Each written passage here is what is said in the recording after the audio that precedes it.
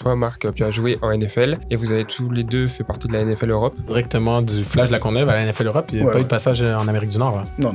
Oh, wow. Les Américains n'ont pas compris le mode de fonctionnement de la France et c'est pour ça que ça s'est pas fait. Tu fais une ligue européenne sans Paris, ouf. Est-ce qu'il y a un certain souci par rapport à la longévité de cette ligue? Est-ce que vous aussi, vous pensez qu'on a les meilleurs skills d'Europe? Hands down! Moi, j'ai rencontré Marcangelo et Franzi en 2021 et je les ai vus à quelques matchs. Ils venaient vers les Français, et ils étaient là en mode « Tu fais quoi dans 2 ans là? On a un petit projet pour toi. » Notre volonté, c'est pas juste d'avoir un bon record, c'est devenir la référence du football américain en Europe. On a tendance à oublier qu'en France, sur les sports collectifs, on sait un peu comment faire. Basket, foot, où on est potentiellement la meilleure équipe de tous les temps. On emmène des joueurs qui ont été des amateurs pendant longtemps. On a le public footballeur américain qui vient, souvent se disent je devrais avoir accès gratuitement à ça. C'est pas parce que tu joues au college football aux États-Unis que tu as des billets gratuits pour la NFL. La NFL, c'est ça. Cette semaine, on reçoit Marcangelo Souma et Franzi d'Orléans, les 2 personnes derrière le projet Paris Mousquetaires. Ils ont récemment quitté leur poste de président et directeur général, mais on a enregistré cet épisode en juillet 2024 pendant qu'ils étaient encore en fonction. Ils nous parlent de comment est née cette équipe, des difficultés qu'ils ont pu rencontrer, mais surtout ils nous racontent l'histoire de 2 anciens joueurs NFL Europe, passés par la NFL et la NCAA, qui avaient comme rêve de créer la première équipe pro de football américain en France et qui ont réussi.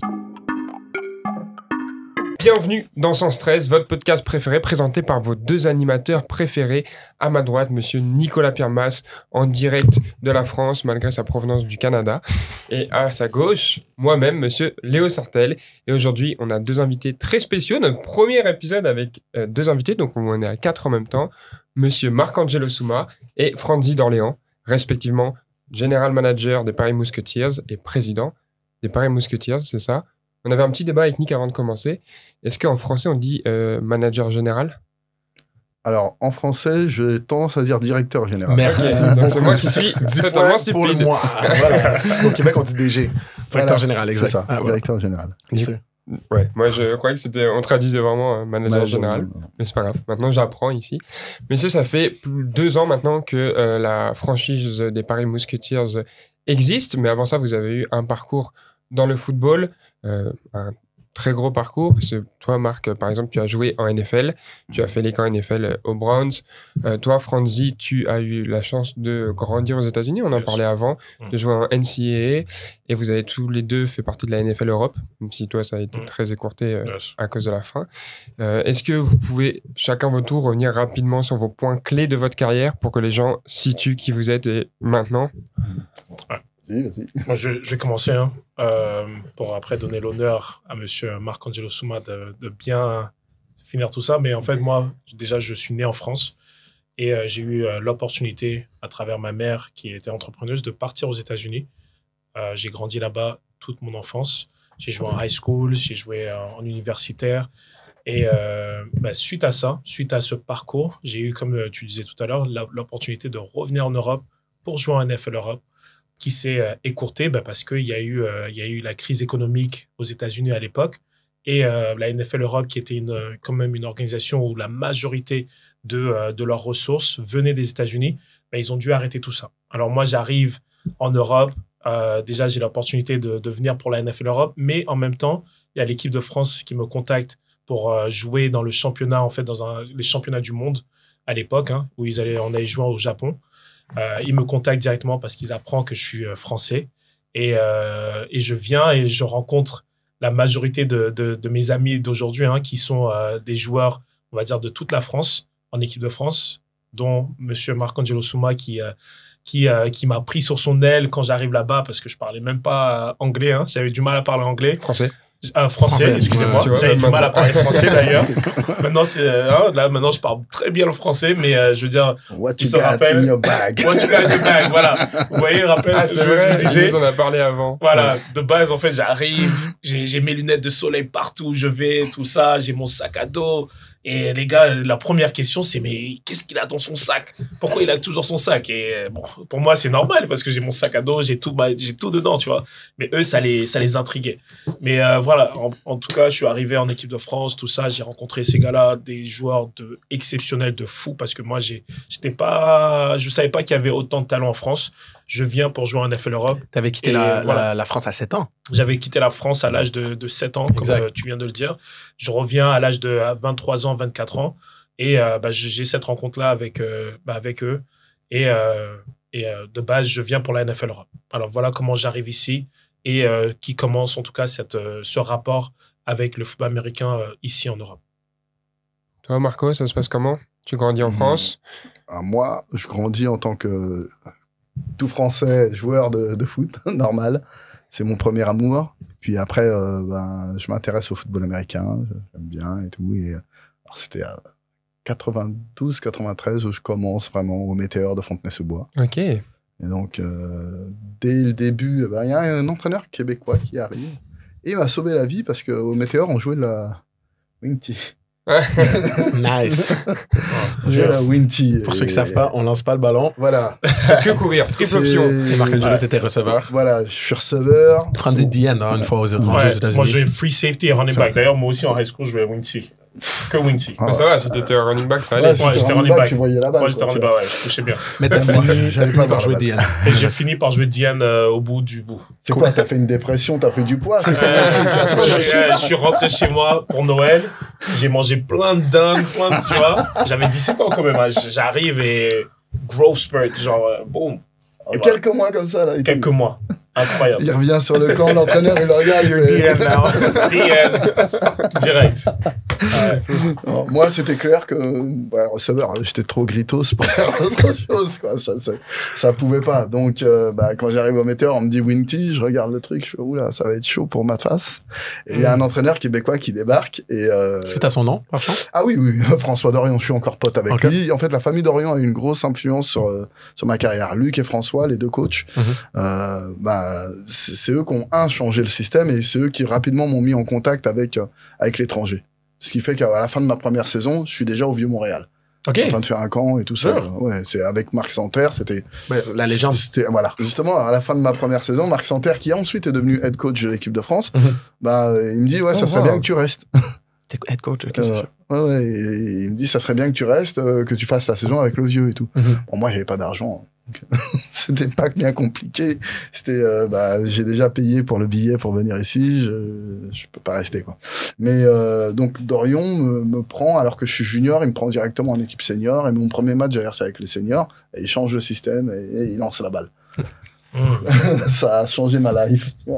Donc, je le remercie. Maintenant, il est à Toulouse, d'ailleurs. Ok. Aux Ours? Ouais. Et il était aux Ours. Okay. Maintenant, il s'est carrément retiré du foot. Il s'occupe juste de sa famille. Okay. Et Luc, par contre, était à Rimouski, et avec qui je suis allé coacher aussi. Les deux sont géniaux, quoi. Ouais. Des vrais mecs de football, des vrais mecs qui ont ça dans le sang, en fait. Et ça moi, en commençant le football, il nous l'a transmis, tu vois, l'amour du foot et tout. Disons que au Météor, j'ai vraiment appris à aimer le foot, la camaraderie, les amis et tout ça. Et c'est ça qui a fait que, ensuite, quand je suis passé dans d'autres structures, il y avait toujours cet amour qui faisait que, je sais pourquoi je fais les choses. J'avais pas à me poser la question sur pourquoi je joue, bien un truc comme ça. Non, ça y est, je joue parce que j'aime le foot. Et d'ailleurs, c'est pour ça que je suis toujours resté un peu autour, même si je fais plein d'autres choses à côté. Et cet amour du foot m'a été transmis au Météor. L'amour du camarade. Et c'est là-bas que j'ai rencontré des mecs comme Lionel Frédéric, qui, jusqu'à ce jour, est mon grand frère, quoi, tu vois. Alors, je l'ai intégré aussi dans mon cerveau collectif. C'est que c'est intéressant d'avoir des gens en qui tu as totalement confiance, sur qui tu peux dire, il y a ça, qu'est-ce que vous en pensez? Et travailler collectivement comme ça, c'est très important. Donc, après les Météors, je suis passé au Flash, où là, j'ai eu mon adolescence, en fait. Mon adolescence footballistique, où j'ai commencé au Météor, j'ai appris à aimer le jeu. Au Flash, j'ai connu le jeu. Pour vraiment rentrer dans le truc, il y avait des fous furieux avec moi, les Samir Amouni, les Awal, les Pascal Italien, les Patrice Cancel, les Dan Podin, on était une bande de fous furieux et on voulait la précision du foot. Et les couvertures, comment battre celui-ci, Là, j'ai vraiment appris à connaître le foot. Avant, j'aimais le foot, j'ai appris à l'aimer. Là, j'ai appris à le connaître et à aller vraiment vers plus de précision, vers plus de performance. Et c'est là que j'ai commencé à vraiment... Alors, j'ai toujours détesté perdre. Mais là, c'était poussé. Là, c'était trop. Je ruinais des vacances à des gens juste parce que j'avais perdu un match dans la saison, quoi, tu vois. Ok. Ah ouais. Non. Ouais. J'étais vraiment, ouais, j'ai vraiment détesté perdre. Mais j'ai appris aussi à pas le montrer. Avant, c'était quand j'étais petit, je pleurais quand je perdais ou bien des trucs comme ça. Là, c'était souris. Mais quand tu rentres à la maison, les raquettes de tennis, tu les éclates. Ah non, j'étais sérieux. C'est pour ça que faut que je surveille le petit là, qui est pas trop comme moi. Et ensuite, je suis passé en NFL Europe où ça c'est, là c'est ma période adulte du foot. Donc, directement du Flash de la Courneuve à la NFL Europe, il n'y a pas eu de passage en Amérique du Nord, là? Non. Oh, wow. OK. Non. Puis, désolé, je dois reculer, juste parce que c'est moi. C'est important pour moi. T'as trouvé ça comment à Montréal? T'as aimé le peu de temps que t'as passé? J'ai adoré. OK, cool. J'étais je vivais à Longueuil. Ouais. Longueuil? Je vivais à Longueuil et je passais mon temps, donc, ils étaient à l'époque au stade olympique. Ouais. Ils s'entraînaient là-bas. J'ai adoré. J'ai kiffé, une mentalité totalement différente. Et par rapport aux Ricains, si tu dois choisir où vivre, tu préfères aller vivre au Canada qu'aux États-Unis. En termes d'adaptation aussi pour les Français, je veux dire, il y a la langue. Il y a la langue, c'est la plus culture facile. est plus rapprochée aussi quand même. Ouais. Et puis l'état d'esprit, il est simple. Quand il n'y a pas de complications pour rien. C'est vraiment, on est pratique, ça marche, ok, on y va. C'était vraiment agréable. Et ensuite, je suis allé coacher en plus à Rimouski. Ok. Changement de décor. Ouais, ça c'est différent. De Montréal à Rimouski. Comparé à Montréal. Oui, largement. Mais j'ai autant apprécié Rimouski que Montréal. Ok. Parce que Montréal, c'était vraiment la vie citadine et tout ça. Rimouski, t'es avec la nature et tout ça. Et je me souviens, j'allais à un autre cégep qui était environ à 45 minutes, 1 heure, pour coacher aussi. Et tous les matins, je me levais à 5 heures du matin et j'étais excité parce que c'était à l'automne. Et je montais sur la montagne comme ça avec la voiture et j'avais une vue sur le paysage et sur le fleuve. Et les couleurs aussi, ça devait être quelque chose incroyable. Et je me levais tous les matins à 5 heures juste pour ça. Ah ouais, c'est cool. Juste pour ça. Et non, j'ai adoré. Et ce qui m'a fait délirer à Longueuil, c'était le panneau au centre commercial sur le parking où il y avait un flic qui était dessiné façon Gaston Lagaffe et qui disait « N'oubliez pas de fermer votre voiture ». Mais quoi Les gens ferment pas leur voiture, les gens ferment pas leur porte. Même à la maison, ils ferment pas. Tu arrives, tu rentres comme ça et ils sont « Ah, bonjour ». Tu vois, c'est même pas qu'est-ce que tu fais là, c'est bonjour. On est en quelle année à ce moment-là?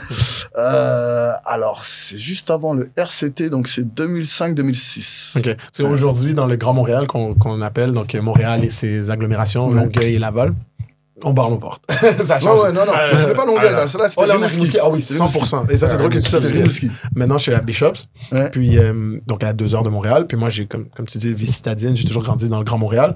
Et à Bishops, il y a beaucoup de gars qui viennent des régions comme en Beauce, au Saguenay, Rimouski, peu importe. Et eux, ils barrent pas leurs portes. Et moi, je suis là, quoi? Comment ça, tu barres pas des portes? Mais c'est une autre culture. Et la police te donne des contraventions. Si tu barres pas c'est réaliste, tu dois pas barrer ta porte parce que tu incites au crime. Genre, tu facilites le crime.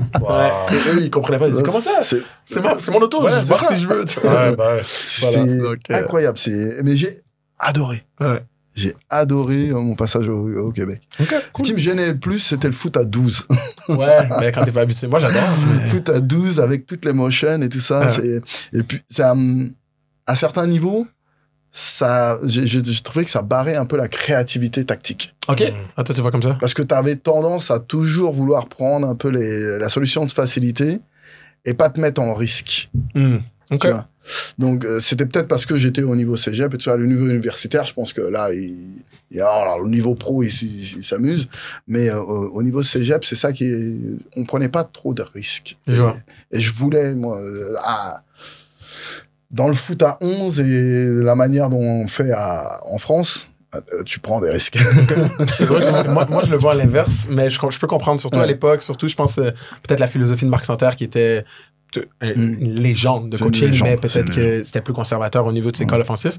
Mais pour moi, le foot canadien fait juste permettre plus de créativité. C'est bon depuis. Slow motion, etc. Ouais, je comprends. Je comprends. Mais je vois aussi ce que tu veux dire en mode on va aller chercher des zones plus courtes au football américain. Ça va plus vite aussi sur des trucs. On parlait de ça l'autre jour, genre les tracés et tout. Tu sais, au football canadien, avec les motions, tu as plus de temps. Mais j'entends vos 2 points, mais je suis d'accord avec les 2. Vous 2 vous rencontrez du coup en équipe de France. Exact. Est-ce que avant ce projet des Musketeers, vous avez déjà eu des projets communs, vous 2? Ou c'était la première fois où vous travailliez en duo? Alors, travailler, non. Mais on a toujours été proches, en fait. Ouais. Ok. On a toujours été proches. On est toujours restés proches. Ouais. Et même après nos carrières de foot, on a toujours été proches. Alors, il y a un truc qui nous rapproche, en plus, c'est qu'on a la même foi et qu'on est aussi à fond là-dedans, quoi. Donc, Ok. moi, je me tenais toujours au courant de hey, tu fais quoi, c'est quand que tu deviens pasteur et tout. Non, c'est clair, c'est clair. En fait, on se rend même pas compte, mais tout ça, en fait, était... moi, je crois dans le destin, tu vois. Je crois qu'il y a un destin et que le destin, en fait, bah, il commence quelque part et il t'emmène jusqu'à une destination. Alors, dans ce destin-là, bah, Marcangelo, que j'ai rencontré en équipe de France, j'aurais jamais pu croire qu'on serait assis déjà sur cette table-là, tous les deux ensemble, en train de parler d'une réalisation quand même d'une franchise de football américain, même si ça a été un rêve que j'ai toujours eu. Bon, après, c'était plus un rêve, mon rêve, c'était d'avoir une équipe en NFL, tu vois. Après, se dire comment arriver jusqu'à là, tu vois, voilà. Mais aujourd'hui, de voir cette réalisation qui n'est pas des moindres, hein, parce que quand même, avoir une franchise, et surtout en France où on sait que la qualité des joueurs, tu vois, comme moi, je l'ai découvert en arrivant, comme Marco, il parlait des joueurs avec qui lui, il a joué. Moi, j'arrive en France, et je découvre ces joueurs-là. Je me dis, mais c'est quoi ce délire? Parce que pour moi, c'est des gars qui devraient jouer même dans des universités comme Alabama, tout ça, tu vois. Genre, quand j'ai vu Patrice Cancel, j'arrive, je me dis, mais c'est quoi ce gars? Le gars, il est monstrueux. Et même certains des joueurs, j'ai l'impression qu'ils ont jamais fait de muscu ou quoi que ce soit. Mais les gars, ils sont baraqués, ils sont balèzes, tout ça, mais naturellement, tu vois. Alors, je me dis, hey, quand je vois ça... Sans OGM dans la nourriture, contrairement à les côté de l'Atlantique. Ouais, sans tout ça. Sans tout ça, et je l'ai vu là-bas de l'autre côté, où les gars, ils doivent chercher un petit plus, parce qu'ils doivent, parce que la compétition, elle est rude, hein, quand même, surtout dans le monde du football américain aux États-Unis. Mais j'arrive et je vois ça, et je découvre, et je me dis, hey, c'est incroyable. Et je pense que tout ça m'emmène à voir aussi la réalisation de cette franchise aujourd'hui, et ensemble en plus, et voilà, quoi. Je pense qu'il n'y a pas meilleure personne avec qui faire ça. Parce qu'il faut le dire, Marcangelo, tu as touché à la NFL Europe, tu as joué dans la NFL Europe. Franzi, malheureusement, ça a coupé au moment où il y avait beaucoup d'intérêt pour toi. Mais cette ligue n'avait pas de franchise française. Non. D'accord. Donc, l'équipe que vous avez créée aujourd'hui, dont on va parler, c'est la première équipe professionnelle de football américain dans l'histoire de la France. Ouais. C'est pareil. Alors, ce qu'il faut savoir, c'est que la NFL Europe a essayé en France. Parce que la France, c'est spécial. Tu vois, quand on leur a dit, ouais, attends, faut parler au maire, faut parler au ministère, faut parler au conseil régional, et attention, faut faire ça, ils ont rien compris, alors qu'en Allemagne, ils arrivaient, ils disaient, voilà, on veut louer ce stade et on roule. Tu vois, c'était beaucoup plus simple. Donc, les Ricains n'ont pas compris le mode de fonctionnement de la France, et c'est pour ça que ça s'est pas fait. Et c'est dommage, parce que tu fais une ligue européenne sans Paris, c'est un ouf. Tu vois, tout le monde regarde ça en disant, mais t'es vraiment européen? Et c'est l'erreur que l'ELF a pas fait. Rapidement, en disant, il y a des villes qui sont incontournables. Il y a Paris, bien entendu, il y a Londres aussi. J'allais le mentionner, l'éléphant dans la pièce, voilà. On aime la vie. On l'attend impatiemment, mais la Ligue en est conscient. Tu vois, elle va pas faire de bêtises à ce niveau-là. Et ce qui a apporté en plus par rapport à cette Ligue, c'est l'ouverture vers l'Est. Tu vois, ça, c'est génial, parce que on a tendance à oublier, on est européen et tout ça. Oui, pour moi, les Russes sont européens aussi. Tu vois, les Russes font partie de notre histoire et ont toujours fait partie de notre histoire. Donc, je ne serais pas surpris qu'à un moment, il y ait une ouverture vers une franchise russe. Ou, ce que j'ai aimé aussi, Istanbul. Istanbul, j'ai adoré la manière dont c'est positionné. Parce que là, tu penses à la vraie Europe. Tu vois, l'Europe élargie. Pas juste l'Europe de l'Ouest. Voilà. C'est beaucoup plus gros. Et c'est marrant parce que ce qu'on a senti au niveau football, tu sens que ça pose problème au niveau politique, au niveau social et tout ça, où on se pose des questions. Est-ce que c'est des Européens ou est-ce que c'est pas des Européens? Ah ouais, il y avait ce sentiment-là. On l'a pas eu en ELF, justement. Ok, parfait. Où directement, ça s'est ouvert vers ça. Tu vois, c'était, voilà, c'est l'Europe et ils en font partie. Point. Et ça, je pense que, tout comme à un moment on disait 24, tu te rappelles la série 24, là? La série, là, avec Jack Bauer. Ok, 24 heures chrono. 24 heures chrono, je l'ai. Voilà, 24 heures chrono. Beaucoup ont dit que grâce à 24 heures chrono, les gens ont pu se faire à l'idée d'un président noir. Et ça a préparé l'avènement d'Obama. Okay. Peut-être que ce qu'on fait avec le LF, ça prépare à une vision plus grande de l'Europe. Okay. Avec une ouverture un peu plus vers l'Est et vers des pays comme la Turquie. Parce que, pardonnez mon ignorance européenne, je suis du Canada. La Turquie, en ce moment, fait partie de l'Union européenne. Une partie, non, pas de l'Union okay, européenne. Ouais, on sait qu'il y a des... Mais territoriale. Une partie de la Turquie fait partie de l'Europe territoriale, mais il y a un pont à Istanbul, d'ailleurs, qui sépare la partie européenne et la partie asiatique. En fait, la Turquie est sur 2 continents. Ouais, donc c'est ça le truc. Et que la Turquie a une volonté européenne. Depuis Atatürk a mis en place ce tournant. Et il y avait le pays ottoman avec qui, pareil, il y a eu pas mal de choses. Donc, leur histoire est déjà tournée vers nous. C'est déjà, ils font déjà partie. Et c'est ça où l'UEFA aussi a très bien joué le coup, en intégrant rapidement la Turquie et en montrant que, ouais, en fait, ils sont européens. Okay. Et quand tu vas en Turquie, sportivement, tout ce qui les intéresse, c'est de venir taper les Européens, quoi, tu vois. Ouais, on voit ça au basket, dans l'Euroleague. Eh oui. On voit ça, du coup, au foot, ils participent à l'Euro et tout. Aujourd'hui, leur monnaie d'échange, c'est l'euro? C'est une bonne question. Non, je crois pas. Non, d'accord. Donc, ils sont pas dans ce... Ok, je comprends. Ils sont pas dans l'Union européenne. Oui, non, c'est comme des poupées turques, là. J'ai fait un cours de l'Union européenne. Je peux être des très bonnes. Ils sont pas politiquement en Europe. Ils le sont géographiquement. Je comprends. D'ailleurs, quand on regarde le continent, ils se considèrent... C'est sur quel continent qu'ils se considèrent? Parce qu'il y a... Les Turcs franchement, je pourrais pas te dire. Il faudra regarder ça, parce que je sais qu'il y a 2 continents, mais ils sont séparés comme alors je sais pas c'est quoi les 2, mais bon. Après, c'est peut-être pas non plus tout le monde qui est d'accord à l'intérieur de la Turquie. C'est ça. Je vois. Très bien. En parlant de la... Pardon, Léo. En parlant de la Turquie, je vais amener ce point tout de suite parce que moi, le LF, c'est un truc que je vois comme presque 99% positif. Le foot en Europe, j'adore. Mais je pense qu'il y a quand même certaines concerns, si vous me permettez le mot anglais. Concern? Des points d'interrogation. Des questions, des points d'interrogation. On parle justement de l'équipe turque, la franchise turque, qui était le nom de la franchise, tu t'en rappelles? Les Istanbul Rams. Les Rams d'Istanbul qui ont malheureusement fermé. Il y a aussi les Leipzig Kings. Là, on a vu Barcelone aussi la semaine dernière qui est déclaré à la mi-temps. Exact. Est-ce qu'il y a un certain souci par rapport à la longévité de cette ligue que nous aimons tous? Alors, je dirais pas de la ligue. Je dirais de certaines franchises. Parce que, faut pas oublier, pour la première fois là en Europe, on est sur un système vraiment indépendant et privé. C'est vrai. Tu vois, c'est la première fois qu'on a des... Et surtout, c'est un choc en France parce que d'habitude, tu fais un club, et ben, tu le lis à la mairie qui va donner des sous, au conseil régional, tralala. On n'est pas du tout là-dessus. On est sur un modèle beaucoup plus américain, une ligue fermée. Exactement. Il n'y a pas de relégation. Avec que du privé aussi. Exact. Des fonds privés, tu vois. Donc, on est sur un fonctionnement avec des fonds privés, mais avec également un impact communautaire sur la communauté locale où tu continues d'être un agent public. Tu vois. Donc, on est sur ce double standard. Et c'est pour ça aussi qu'on est assez bien accepté en France. C'est que, avec de l'argent privé, on vient faire des missions publiques. Je vois. Okay? Mais... Et ça, c'est pas peu commun en France, parce que pour moi, en tant que Nord-Américain, c'est très simple. C'est très normal. Ouais, c'est très normal. Mais c'est peu commun. En France, c'est les mairies, c'est... Allez, je vais te dire, je crois que c'est 60% du financement du sport vient par les collectivités. Ne serait-ce que par la mise à disposition d'équipements sportifs. OK. Parce que ces équipements appartiennent aux collectivités. Donc, forcément, tu es sur quelque chose de différent. On aide les gens sans prendre leur argent, en fait. Voilà. C'est bien. Même à un niveau plus gros, tu vois ça, par exemple, avec le PSG, qui loue encore à la mairie le Parc des Princes. Ça appartient pas au PSG. Ah bon? D'ailleurs, ça a été un point d'achoppement. Oui. C'est pour ça que le PSG a dit, maintenant, je vais construire mon stade. OK. Tu vois. Donc, la collectivité participe.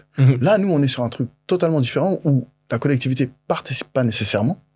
nous regardent en disant on sait pas ce que vous faites, mais on va voir les résultats. Et finalement, on rend à la collectivité. Donc, c'est un bon modèle. Ouais. Mais au-delà de ça, on est sur un modèle aussi où, si à un moment, on se plante financièrement, eh bien, le public vient pas compenser. Exact. Chose qui arrive sur les autres clubs. Donc, c'est pour ça qu'on se trouve sur des structures qui peuvent, si elles se plantent trop, être fragiles. Et c'est pour ça qu'on parle plus d'institutions, de clubs, de structures que d'équipes. Encore. Ouais. Voilà. Construis une structure qui est pérenne financièrement dans son organisation, et là, tu auras quelque chose qui va durer. Et c'est pour ça qu'on a bossé sur ça en disant, et vous nous l'entendez souvent dire, ouais, le club, la structure, institution. Le club, la structure, institution. Parce que ça nous permet de nous implanter de manière pérenne sur le territoire. Et de ne pas avoir les mauvaises blagues qu'on a ou les mauvaises surprises qu'on a sur certaines franchises. Et je comprends leurs problématiques parce que, bah voilà, c'est pas facile. Et on n'est jamais à l'abri d'un gros accident. Et c'est pour ça qu'on se protège ainsi. Mais pour en revenir à la question, il y a des franchises, et encore, je pointe pas du doigt et tout, mais il y a des franchises qui ont plus de difficultés que d'autres d'implanter sur leur territoire. Et c'est là que ça te met en danger. Mais sur la majorité de la ligue, et c'est pour ça que cette ligue, elle a commencé à 8, assez étendue, bah, il y a des structures super solides. Bien sûr. C'est clair. Des Vienne, des Innsbruck et tout. On sait que ces franchises-là seront là. Chaque année, elles seront là. Et c'est pour ça que tout le but, c'est, pour les franchises qui sont un peu fragiles, renforcer leur implantation pour pouvoir être solides et pérennes comme les franchises qui sont inscrites dans le temps. Et Paris, on a réussi à la mettre. On est en train de la rendre pérenne sur le territoire. Et c'est ça qui est important. C'est pour ça que vous entendrez souvent dans les discours, institutions, clubs et tout ça. Les équipes, je ne dénigre pas les équipes. Attention, l'équipe, c'est important. Mais l'équipe est le produit de ce que tu as créé en termes d'institutions et de clubs. Je prends toujours l'exemple du Bayern de Munich. Le Bayern de Munich est une institution qui est forte sur ses bases, c'est-à-dire recruter, faire jouer ensemble, développer. Ils sont forts sur leur base, ce qui fait qu'ils sont tellement bien sur leur base que chaque année, ils seront candidats. Et quand il y aura un accident au Bayern de Munich, eh ben, ils perdront le championnat. Ça arrive une fois tous les 5 ans à peu près. Si je gagne 4 championnats sur 5, ouais, je me plains pas. Ouais.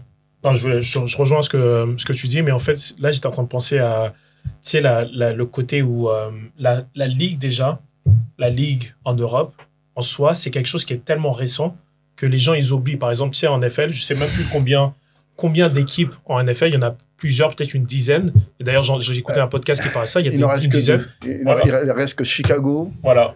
les Cardinals, et les Packers aussi. Qui sont là depuis le tout début. Voilà.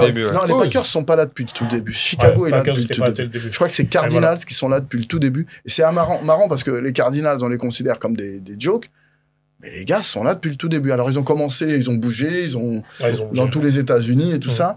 Mais je crois que c'est 2 ou 3 franchises, c'est tout. Ils ont jamais gagné un Super Bowl. Jamais. C'est fou, ça. Mais même statistiquement, normalement, tu dois gagner. C'est en bon. Voilà. Je me désolidarise dans tous ces propos. Mais tu vois, statistiquement, ils auraient dû gagner sur un accident, tu vois, une saison. Bah, c'est arrivé un peu face à Pittsburgh, c'était quand même chaud. Mais c'est ça me dit, il y a un problème dans ton fonctionnement. Si ton fonctionnement, il est toujours tourné vers la défaite, peut-être que tu as mal construit ta franchise. C'est vrai, c'est un truc qu'on peut remarquer. Les franchises qui ont du succès dans le LF, qui ont eu du succès, c'est la plupart du temps des franchises qui étaient là en NFL Europe. Rainfire, par exemple, Frankfurt Galaxy, ou des franchises qui avaient énormément de succès dans leur pays et qui avaient des bases solides. Vienne, Swarco Raiders. Enfin, Tyrol Raiders maintenant, pardon. Paris, c'est aucun de tout ça. Paris, c'est pas une franchise qui existait déjà avant. C'est pas non plus une franchise historique de la NFL Europe. Et vous arrivez en 2 ans à être une franchise gagnante, être une franchise contenders pour le titre. Cette année, on va pas se leurrer. Voilà, vous avez totalement vos chances. C'était quoi votre stratégie pour arriver si fort dans cette ligue qui était déjà établie? Et aussi, c'est quoi votre stratégie pour continuer à être périn, comme tu as dit, et à rester à ce niveau-là? Moi, j'ai envie de partir sur la deuxième partie dont tu parles pour rester périn, tu vois, d'avoir cette pérennité dans le temps. Parce que je pense que les gens ne réalisent pas à quel point, déjà, il y a une grande histoire du football américain ici en France par rapport à tous ces bons joueurs qui se sont développés et qui ont dû évoluer en dehors de la France, hein, parce qu'il n'y a jamais eu de structure professionnelle, qui sont partis au Canada, qui sont partis, certains qui ont eu la chance d'aller aux États-Unis, ou d'autres qui sont partis vers l'Europe, genre l'Allemagne, l'Autriche. Mais je pense que ce qui va nous permettre d'avoir cette pérennité-là, c'est vraiment de faire développer ce sport et qu'il devienne un sport reconnu par les Français. Et ça, c'est notre travail de tous les jours. Ça veut dire que les Français, parce que moi, j'ai cette occasion-là d'aller à leur contact au quotidien pour leur présenter le football américain, ils ne connaissent pas le football américain. Ils ne connaissent pas les règles. Même si, quand on leur parle du football américain, ils disent « Ah ouais, c'est comme le rugby ». Et des fois, je dis le non. rugby américain. Voilà, tu vois, le rugby américain, quoi. C'est genre, limite, c'est genre, hey, tu es en train de comparer le basket et le handball, tu vois. Pour moi, c'est pas la même chose du tout. Mais ils essayent de se rapprocher à ça. Alors, et souvent, Marco, il parle de ça, parce qu'en Allemagne, là où ils ont pu développer ce sport-là, c'est parce qu'ils n'ont pas de rugby, en fait. Ouais. Ils n'ont pas de sport de contact comme celui-ci, tu vois. Que nous, on a le rugby.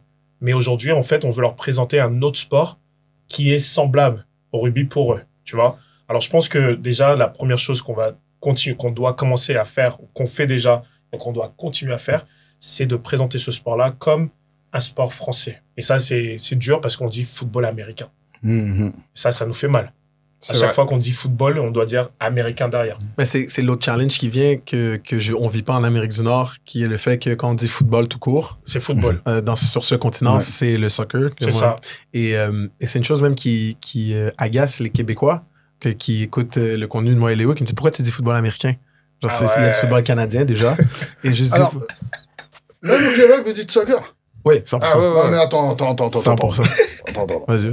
Attends. Alors, je vais jouer mon vieux français. Ah, ouais. Mais football, voyons, c'est défini déjà. C'est le foot. C'est le Ball. Voilà. Je joue avec le pied. Je veux pas rentrer dans la nomenclature initiale. Tout ce que je dis, c'est que... Attends, moi, j'ai appris ce qu'on m'a dit. Apparemment, c'est faux, là, mais moi, ce que je dis souvent, puis ça passe vraiment crème, c'est que tu dis que le football américain, c'est football for the length of the ball. Mais c'est vrai, c'est ça. Apparemment, non. Ah ouais? La longueur du ballon. Le ballon est d'un pied. Un pied is a foot. So the ball is a foot long. La balle qui est un pied de long. Football. Ouais. Donc, c'est aussi logique. Mais on pourrait débattre un an là-dessus. J'ai fait tellement de fois. Donc, revenons simplement à... C'est ça. Au Québec, on a cette chance que football, c'est football. C'est tout. Soccer, c'est soccer. Même avec les nouvelles vagues d'immigration, on a quand même... Montréal, c'est très multiculturel. Les gens, ils vont s'adapter assez rapidement. Au début, un nouvel arrivant va dire « Ah, mais football, c'est soccer. » Et après, il va s'adapter. Mais vous avez ce combat constant. Où est-ce qu'il faut dire football américain? Et comme tu dis, c'est difficile de dire football américain français, là. Ça devient beaucoup. C'est ça. Pourtant, on a de très, très bons athlètes en France. Est-ce que vous aussi, vous pensez qu'on a les meilleurs skills d'Europe? Moi, je dirais mais hands down. Okay.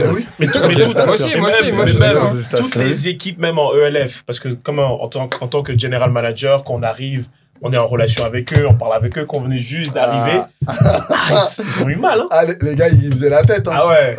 Ils étaient tristes. Tu vas me le recruter ou pas? Ah ouais, carrément. C'est marrant, on va revenir sur ça, mais moi, j'ai rencontré Marcangelo et Franzi en 2021, quand je travaillais encore pour le LF.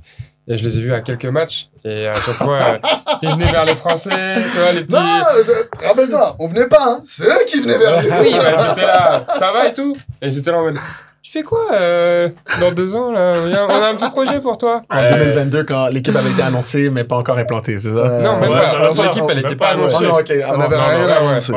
En parlant de cette période où l'équipe n'avait pas encore été annoncée, etc., comment... Moi, je recule un peu, Léo. Ouais, d'accord. Comment ce projet-là s'est présenté vers vous? Est-ce que c'est vous qui êtes allé de l'avant et parler à l'ELF pour créer une franchise pro en France, ou est-ce que c'est l'ELF qui vous a contacté? Comment le projet est né, en fait? Je pense que l'histoire, elle est magnifique. Parce qu'on parlait du destin. Marcangelo et moi, on a tous les deux des relations avec Patrick Izumé, que vous connaissez, qui est le commissaire de la commissioner de la Ligue.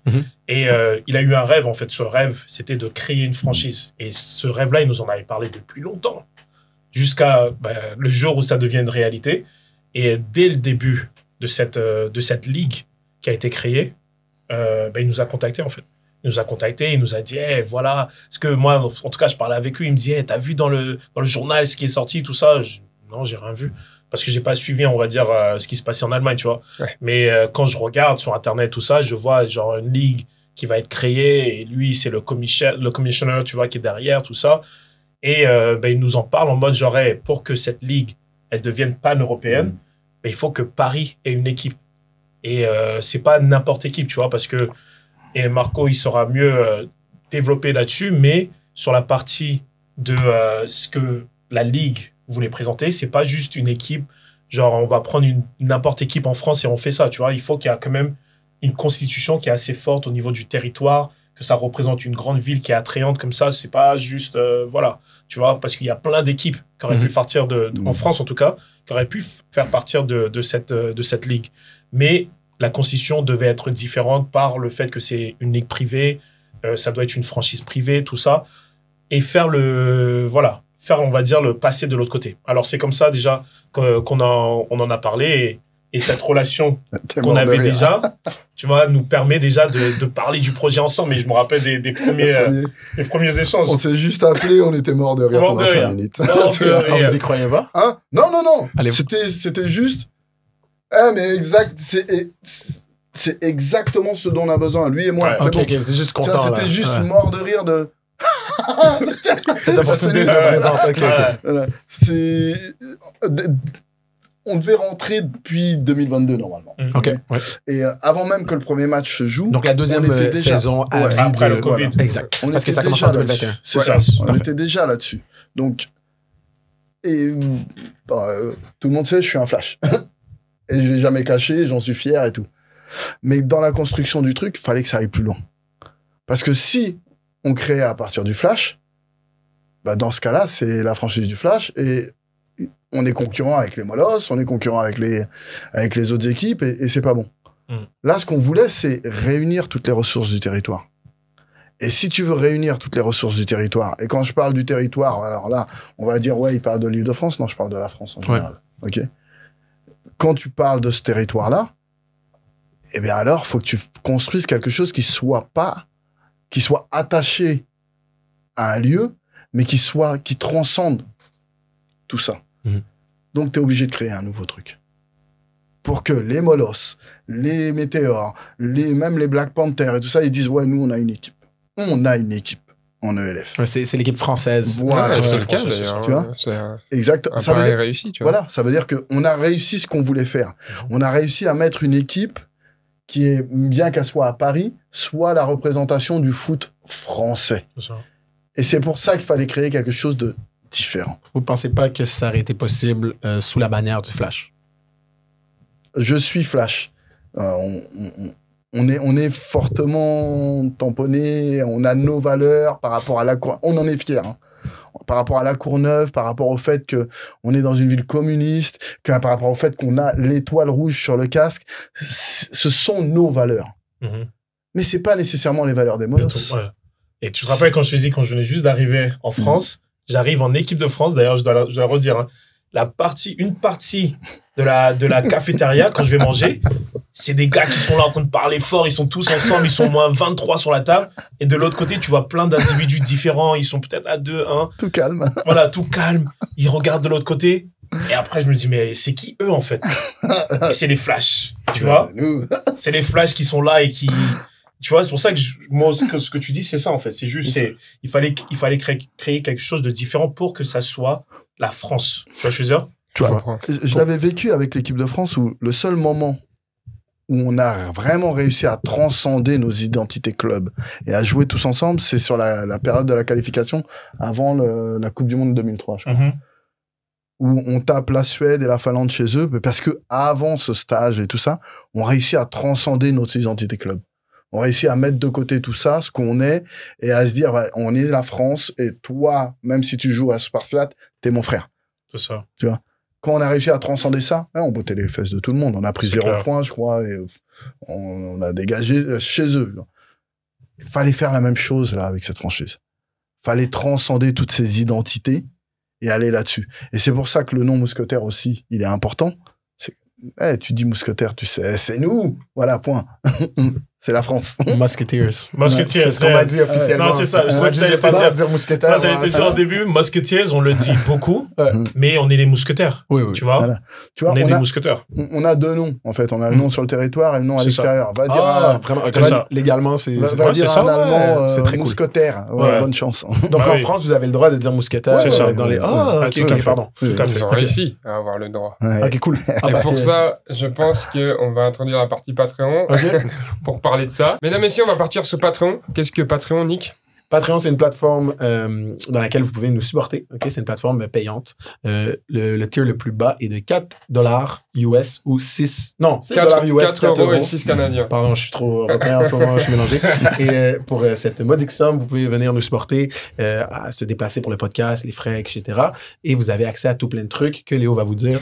Vous avez les épisodes en avance, du contenu exclusif à chaque épisode avec les invités, où on pose des questions un peu plus croustillantes. Vous avez aussi accès à plein d'autres trucs selon les tiers, comme des rencontres avec nous chaque mois, des choses comme ça. Et voilà, on est parti sur la partie Patreon. Et rejoignez-nous si vous pouvez. Vous êtes un peu dans le rush d'annoncer la franchise des Paris Saints. À un moment, on parlait les Lions, les trucs. Il n'y a pas de Lyon à Paris. Tu te rends compte que ce qu'on a réussi à faire, c'est reprendre un truc qui est juste historique et qui appartient à la France. Ça veut dire que le logo, il existait déjà. Hein. Je vais te dire un truc, il y a des baddies au match là. Vraiment. Tout le monde me dit, ouais, moi, je m'intéresse pas à la politique et tout ça. Les amis, si vous intéressez pas à la politique s'intéresse à vous. Anthony Mongou, Ryan Fire contre Paris Mousquetaire, et il fait une célébration du mousquetaire qui se fait assassiner. Avez-vous remarqué, est-ce que ça vous a fait chier? Pourquoi vous boycottez les Canadiens en ELF? Comment ça? Un bon joueur, c'est un bon joueur. Point. Et en plus, s'il peut parler français. Et comment il est, le Tibi? Lequel? Tu sais très bien de qui je parle. Yannick. Ah, Yannick Wattel! Ah là, non, je suis... Et là, vous prenez le micro, vous criez ici c'est pour que les gens disparaissent, sauf qu'on est en Autriche. Ici c'est rends-toi compte, 2 ans pour arriver à ce moment-là. Si vous avez raté la partie Patreon parce que vous n'êtes pas abonné, vous avez vraiment raté quelque chose. Si vous voulez savoir, on a parlé de quoi déjà? On a parlé de pourquoi les Canadiens, il y avait si peu de Canadiens en ELF. Ouais. On a parlé... Et pourquoi il pourrait en avoir beaucoup plus bientôt potentiellement. Exactement. On a parlé d'un événement tragique qui s'est passé lors de l'annonce des Paris Musketeers. On a abordé aussi un peu le sujet des femmes dans le football américain et du développement de ce sport. Et toute l'histoire derrière le changement de nom des Musketeers, qui initialement s'appelait les Saints, peut-être certains d'entre vous ont oublié. Donc c'était vraiment, moi c'était une de mes parties Patreon préférées. Est-ce que je dis ça à chaque épisode? Oui. Peut-être, mais là c'est vrai. Vraiment, c'était vraiment cool. Si vous aimez le foot européen, si vous aimez le LF, il y a du behind the scenes que... 4 euros même. Voilà. Ouais, 4 euros, 6 $, n'hésitez pas Yes. à nous rejoindre. J'en profite pour remercier tous nos Patreonneurs de rang supérieur. Nos fans, JF Richard, Hugo Gruson, Benoît Gag-Soleil, Jules Fornage, Tib, Aurel, Justine et Jocelyn Leblé. Et bien évidemment, nos hooligans, Thomas, Mathieu Fourniol, Bertrand Barrault, Sylvain, Ditap Sports et Stéphane Coquito. Merci beaucoup d'être là, c'est en partie grâce à vous que ce podcast peut voir le jour. Messieurs, on parlait du coup sur le Patreon de l'annonce Paris Musketeers. Ça y est, c'était fait. Revenons chronologiquement. Vous avez annoncé à l'Europe entière que vous rentrez dans la Ligue. C'est quoi les plus gros défis auxquels vous faites face? Moi, je parle pas spécialement culturellement, parce qu'on parlait de ça implanté en France par rapport au sport. Moi, je parle des défis financiers et surtout des défis d'emplacement, d'infrastructure. Parce que là, maintenant, il y a US Métro où les mousquetaires s'entraînent. Donc, à Antony, dans le sud de Paris, toujours en Ile-de-France. Mais c'est quoi les gros défis qui se présentent à vous après cette annonce? En d'autres mots, pour monsieur, madame, tout le monde à la maison, à quel point c'est difficile de partir une équipe de football en Europe from scratch. Genre, des choses qu'on ne se rend pas compte, nous, là. Parce que c'est pas un sport 5 contre 5, là. C'est beaucoup d'êtres humains, beaucoup d'équipements, beaucoup de logistique. Oublie dormir. Franchement. Oublie dormir. Franchement, oublie... tu dois mettre... En fait, il y a des sacrifices. C'est vraiment... Là, c'est vraiment un temps de sacrifice où on rentre dans une nouvelle optique où déjà, le premier défi, c'est de faire comprendre aux gens qu'est-ce que ta vision des choses, en fait, par rapport à cette grande structure qu'on veut apporter. Mais on se sent... C'est pas forcément comme les Américains. Les Américains, quand tu fais quelque chose, ils te poussent vers le haut, tu vois. C'est genre, hey, go, go, go, go, tu vois. Toujours. Et j'ai été élevé là-bas, alors je sais qu'en France, c'est différent. Tout le monde est là, comme ça, ils te regardent, genre... Qu'est-ce qu'il fait? Il fait quoi, lui? Pourquoi ils font ça? Putain, mais ils veulent quoi? Ils veulent quoi, tu vois? De toute façon, tu vas te planter. Voilà, tu vas te planter, tu vas voir, ils vont... Ouais, tu vois? C'est plus ça, déjà, dans un premier temps, où tu dis, mais les gars, ce qu'on fait là, on le fait pour toute la France. On le fait pour pas juste la France, la population française, mais pour le sport du football américain français. Et on veut donner une plateforme à ces joueurs qui le méritent, une vraie plateforme pour se montrer comme les meilleurs, tu vois. Là, aujourd'hui, on a un record 4-1, on est 4-1. C'est bien. Bon, c'est pas notre volonté, c'est pas juste d'avoir un bon record, c'est de devenir la référence du football américain en Europe, tu vois. Et ça, déjà, pour devenir ça, bon, ça passe par la gagne, mais ça passe aussi par la structure. La structure qui doit être professionnelle. Aujourd'hui, on est pas mal, je pense, hein. Quand les gens, ils regardent de l'extérieur, ils nous voient, c'est pas mal. Mais je peux te dire qu'en interne, c'est du boulot au quotidien pour arriver à ça. Tu vois, pour déjà, un des gros défis, c'était de leur apporter des logements. De loger tous ces joueurs-là à Paris. Parce qu'il y a des équipes là, comme Barcelona Dragons. À 1 heure du stade. À 1 heure de Barcelona. Tu vois, pour nous, on a dit, mais jamais. Si on se dit qu'on est les Paris Musketeers ou bien les mousquetaires de Paris, comme on dit, on doit être à Paris. On peut pas être, tu vois, mais c'est pas évident de trouver des structures adaptées pour faire tout ça, pour avoir des bureaux, des terrains, des trucs, tu vois, tout ça. C'est pas évident. Maintenant, on joue à Paris, mais c'est pas évident de loger les gars à proximité. En plus, il faut savoir que ces joueurs-là, ils viennent de toute la région de l'Île-de-France. Certains qui viennent de dehors de Paris, tu vois, qui viennent de différents départements. Ça, c'était aussi des défis importants. Qu'est-ce que t'en penses? Et Paris, c'est cher. Paris, c'est les plus chers du monde aussi, c'est vrai, on oublie ça. C'était vraiment un gros travail. Hein. C'est, franchement, je regardais Friendly bosser là-dessus. La vache, mon pote. C'est pas évident. Mais heureusement qu'on est. Pas là. Tu m'étonnes. Mais on voulait, tu vends Paris. Parce que, oui. Tu vends l'expérience parisienne. Yes. Et tu vois, être très loin de Paris, c'était gênant pour nous parce que tu dégradais l'expérience parisienne. C'est ça. Il y a des gens qui ont choisi Paris parce qu'il y avait marqué Paris. Ouais.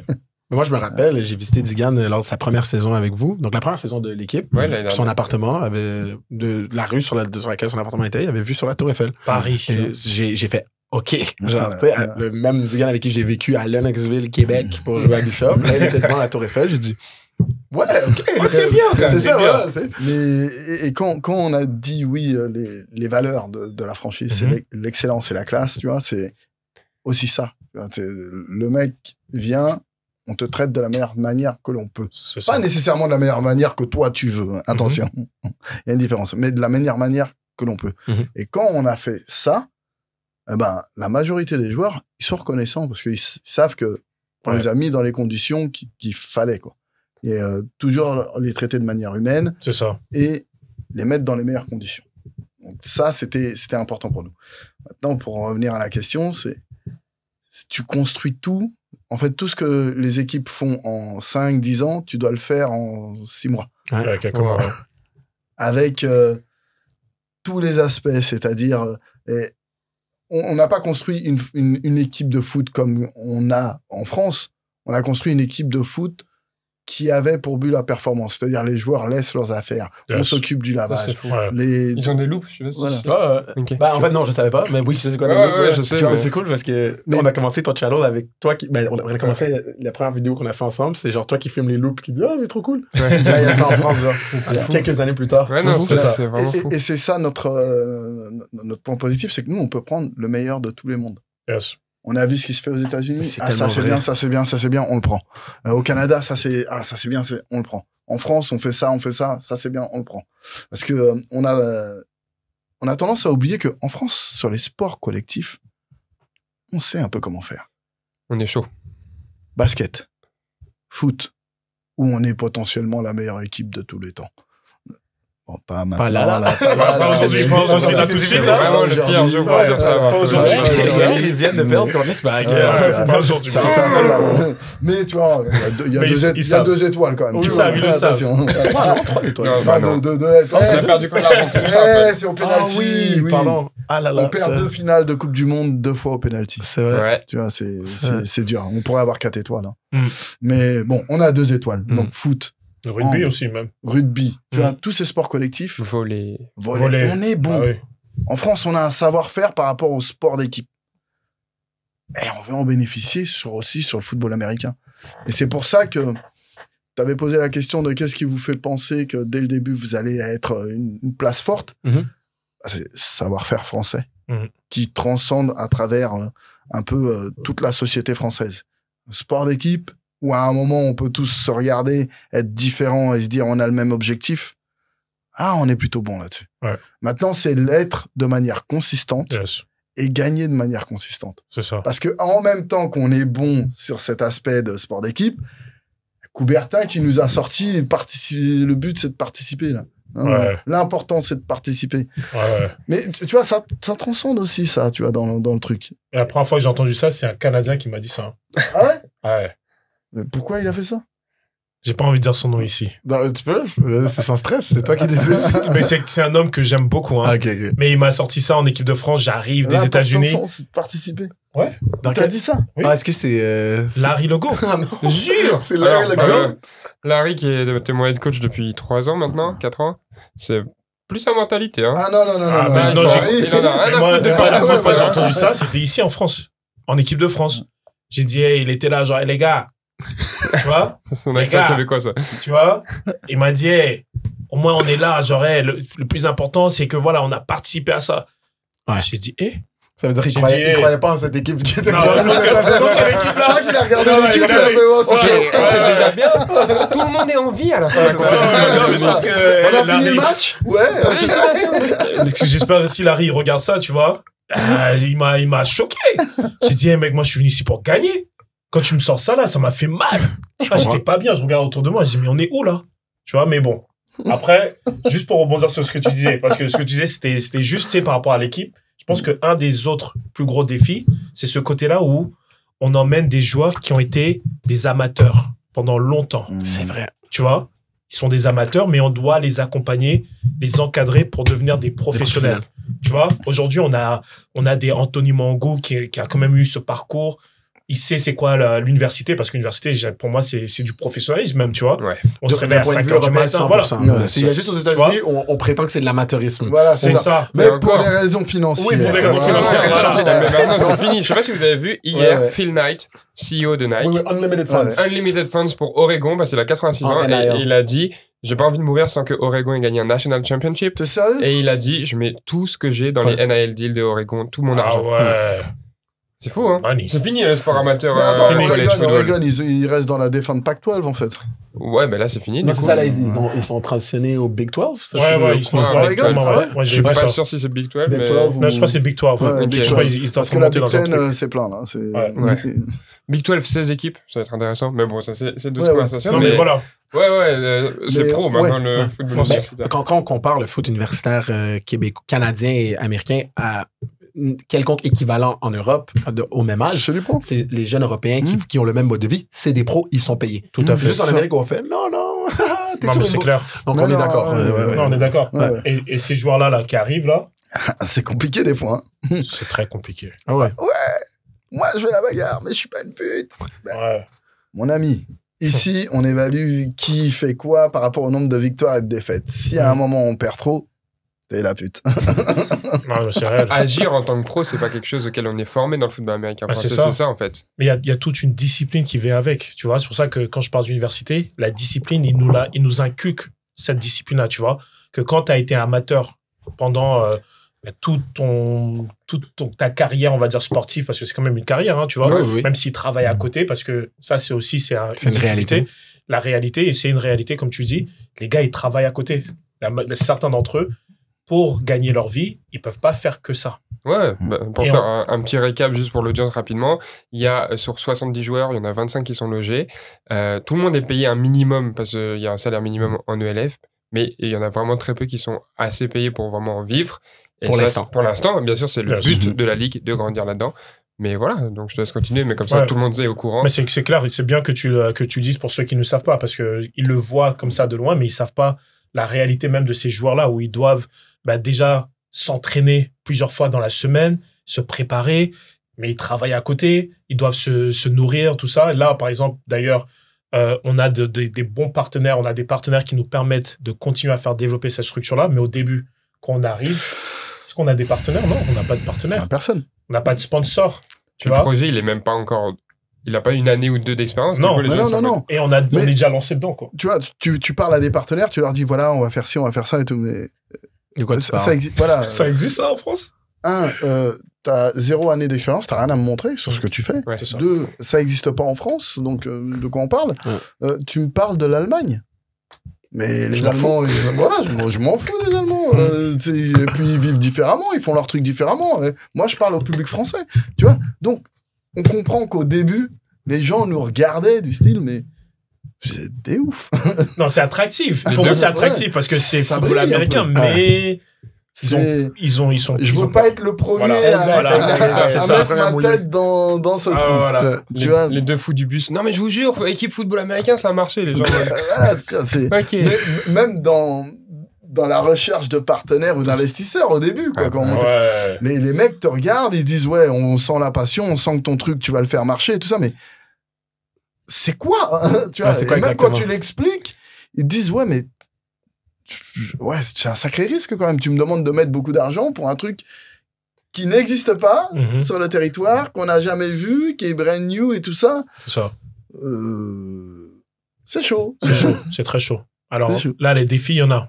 Tu vois, on peut vous faire une liste de défis, tu vois. Non, on peut te faire 15 émissions même sur Ouais, les on défis. peut en faire plusieurs.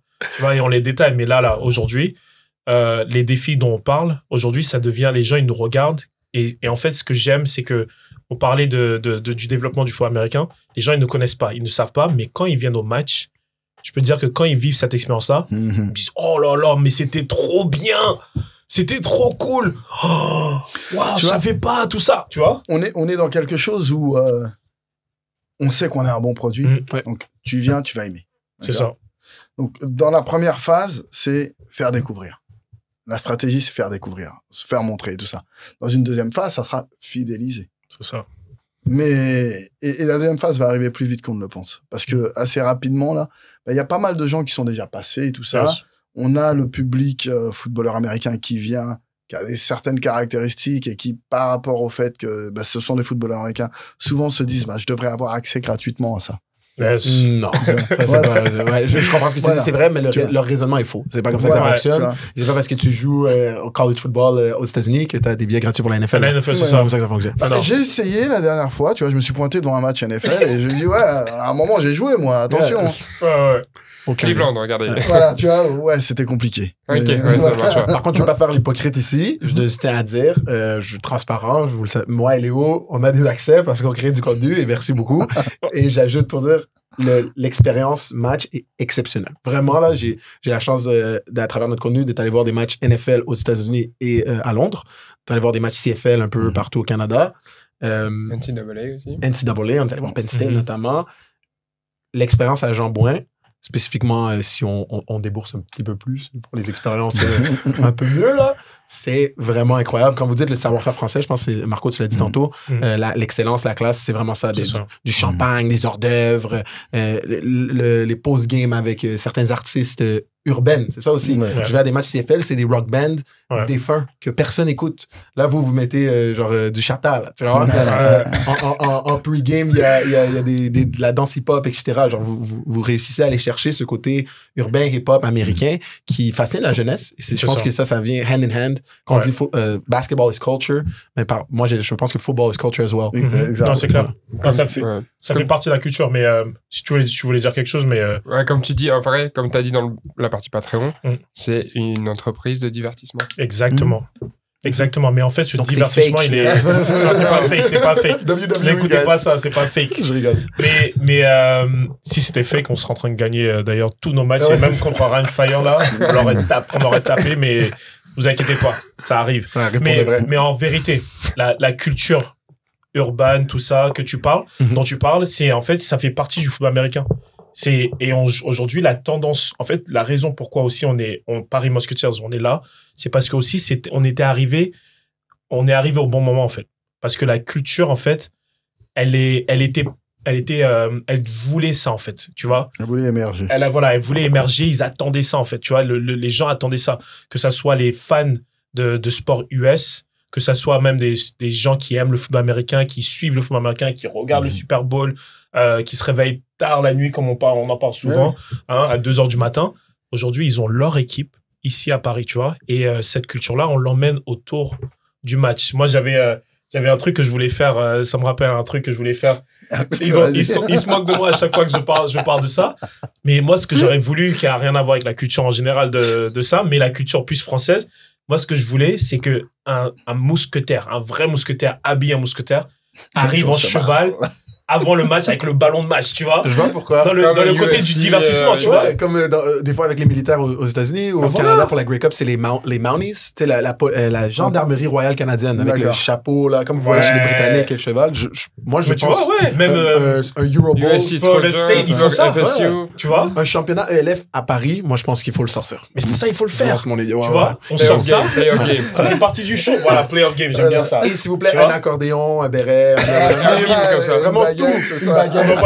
On envoie tout. Ouais, on sait qu'on est à Paris ici, tu vois. Mais c'est tellement vrai ce qu'ils disent parce que le sport est une composante de ce qu'on propose. Ouais. Mais on propose une expérience. Une expérience qui est beaucoup plus large. Et ça, on le voit quand tu parles aux gens, ils te disent, oui, j'ai regardé le Super Bowl. Ah ouais? C'était qui les finalistes? Je sais pas. C'est qui chantait? Rien à voir.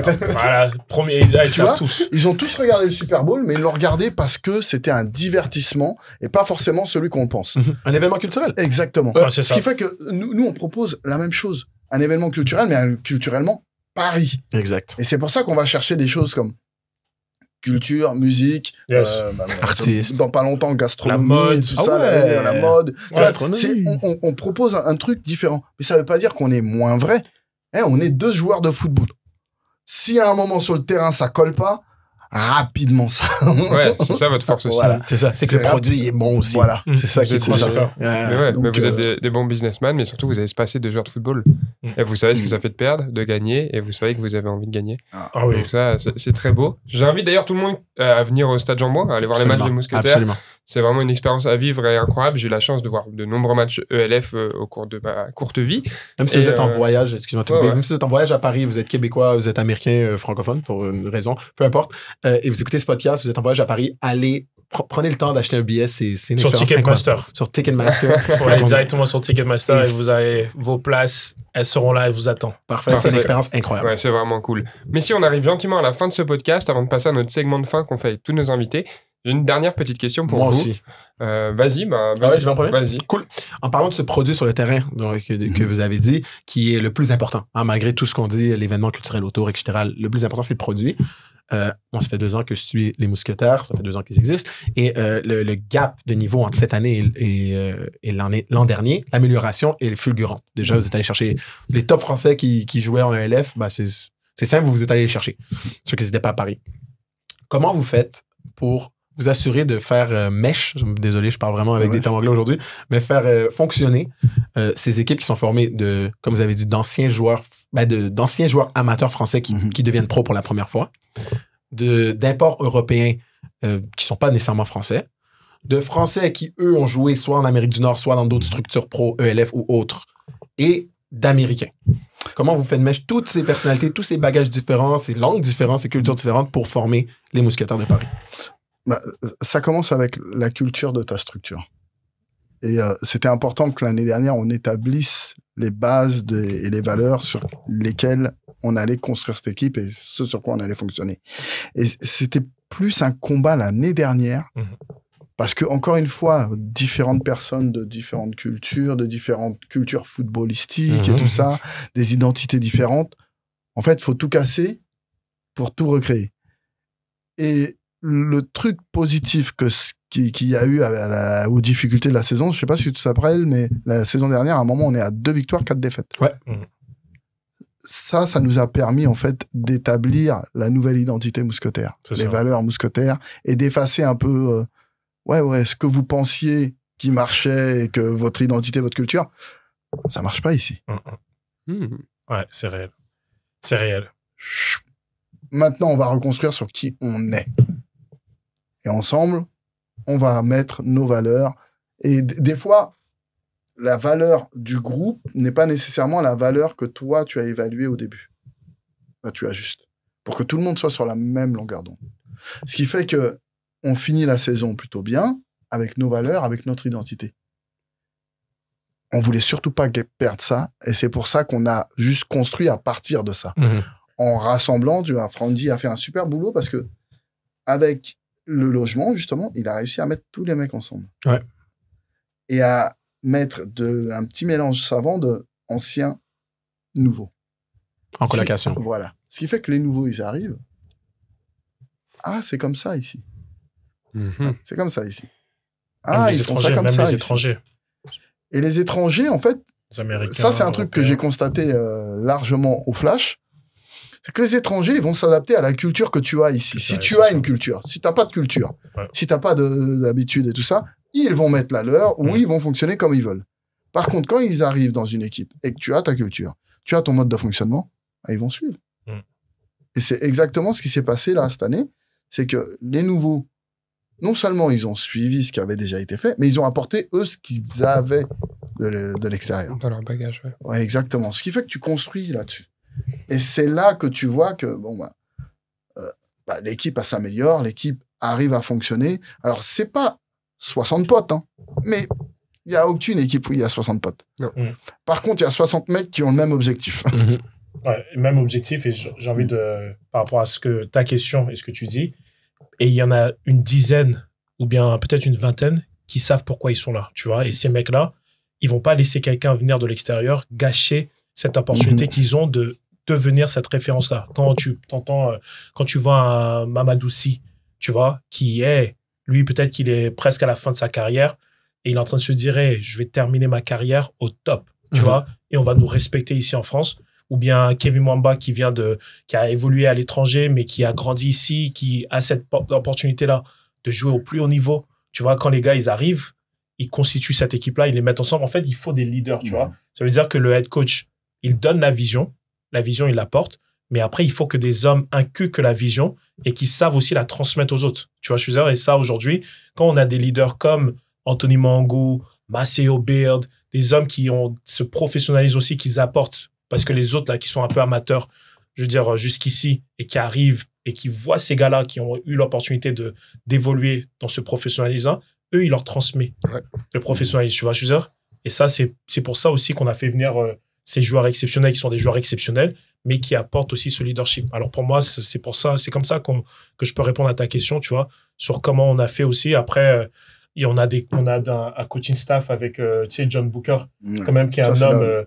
La grosse addition par rapport à l'année dernière, c'est que Marc était au four et au moulin. Il était un peu seul. Hein. Il était au four et au moulin. Même s'il a fait venir des Américains, tu vois. Mais il s'est retrouvé un peu trop à faire plein de choses. Trop de chapeaux. Fallait le décharger. Et John Booker, là-dessus, est une super addition pour nous. C'est ça. John et Booker, qui a une connexion en plus avec les offensif. joueurs. Coordinateur offensif, mais qui est aussi directeur sportif, tu vois. Et qui a cette connexion avec les joueurs le respectent. Lui, il respecte les joueurs, tu vois. Mais ce côté humain, en fait.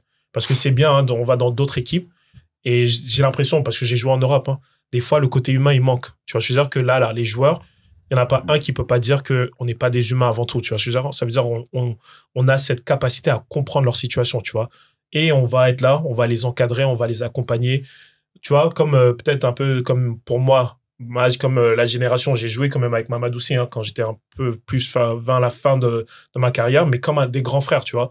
Parce que ces joueurs-là, ils nous connaissent aussi en tant que joueurs, tu vois, ils nous ont vu jouer, tu vois, c'est peut-être pas certains, peut-être non, peut-être que non, je pense que genre des Kevin Mwamba, tout ça, même pas que j'ai joué. Mais si. Maintenant ils savent. Ceux qui savent pas, écoute, ils étaient en dessous d'un rocher quelque part, tu vois, mais qui nous ont vu jouer, qui ont été là, qui ont vu ce qu'on a fait aussi, qui connaissent aussi notre, on va dire qui on est, tu vois, notre intégrité aussi par rapport au jeu et même vis-à-vis d'eux.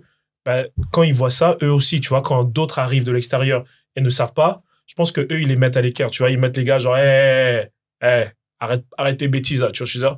Et ça crée quelque chose, en fait. Et il y a le respect qui rentre dedans, tu vois, je veux dire. Alors moi, je pense que notre équipe, on a une caractéristique qui est incroyable, c'est l'aura, tu vois, de l'équipe. Quand je regarde les autres équipes, je vois pas pas ce charisme, tu vois, je vois pas cette aura et je vois pas ce côté familial. Parce que la majorité de ces joueurs-là, ils ont joué ensemble quand même quand ils étaient plus jeunes, tu vois. Comme, tu vois, Vienna Vikings, je crois qu'ils ont une académie, ils ont bien tu vois, tous ces... Voilà. Nous, en fait, l'académie, c'est pas nous qui l'avons créée, mais elle était déjà là. Tu vois, l'institution, elle a déjà été créée avec eux, avec tous ces gars-là qui ont joué ensemble et qui évoluent dans cette franchise, tu vois. Très bon à savoir. On va rapidement terminer parce que Marco, tu dois t'en aller. Ma question, c'était sur un rêve pour les mousquetaires. Toi, tu nous as dit, du coup, Franzi, que c'était d'avoir un cheval et un mousquetaire qui rentrent à Ça un fait match. partie. Est-ce que toi, t'en as un, Marco, rapidement à nous communiquer? Moi, c'est 10 ans, dans 10 ans, que ce soit une institution qui soit considérée comme une dynastie, avec 3 bagues sur 6 ans, ça va. Ok. Très bon à savoir. Pour terminer, on fait une séquence qu'on fait avec tous nos invités. On va vous demander dans un premier temps de nous donner votre pet peeve de la semaine. Un petit truc, un petit détail qui vous a énervé. Pet peeve. C'est un petit truc qui t'a énervé, là, qui t'a irrité cette semaine. Une expression anglophone. Ouais. Moi, mon pet peeve en France, c'est qu'il n'y a pas d'air climatisé. Il n'y a pas de clim. Et là, il y en a une et elle marche pas. Tu vois, il n'est pas pour le développement durable. Je leur ramène rien. C'est ce que je te dis. Et pour terminer sur le 150. Exactement. Pour terminer sur une bonne note, on vous demandera le moment qui vous a redonné foi en l'humanité. C'est un grand mot, mais c'est juste quelque chose qui a éclairé votre semaine. Marc, je te laisse commencer par ton pet peeve. Moi, c'est politique. Moi, j'allais dire la même chose. Allez-y. C'est le premier tour des élections et le deuxième tour des élections. Tu vois, Okay. le premier tour où ça m'a fait flipper.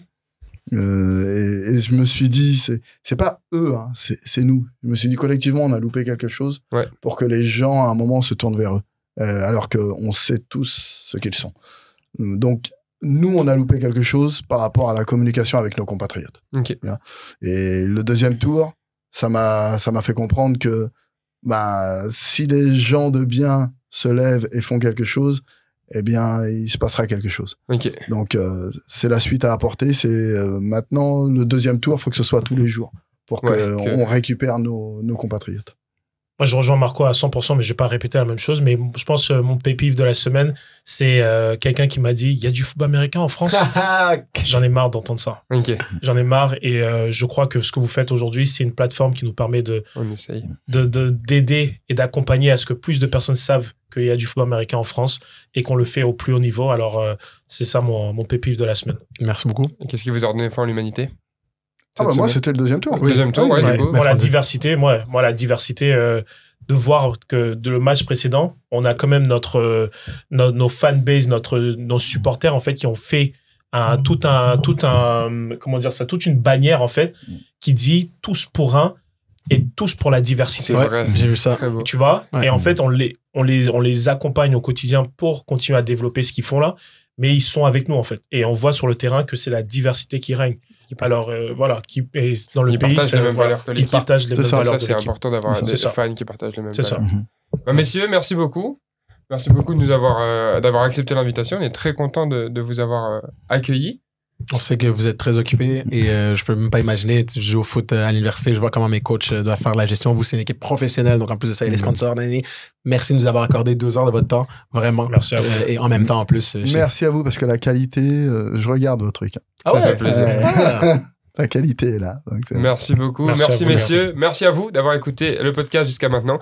Si vous avez écouté, n'hésitez pas à commenter un petit emoji mousquetaire. C'est quoi l'emoji mousquetaire? Il y en a pas, mais il y en a plusieurs. Il y en a? Il y en a avec la petite épée comme ça. Voilà, celui-là. L'emoji épéiste vient la fleur de lys, tu vois. Ouais, c'est ce que j'allais dire, moi. Fleur de lys plus épéiste dans les commentaires. Écoutez ce qui s'est passé sur le Patreon. N'hésitez pas à venir. Puis on se retrouve très bientôt dans un prochain épisode de Sans Stress. Ciao, ciao.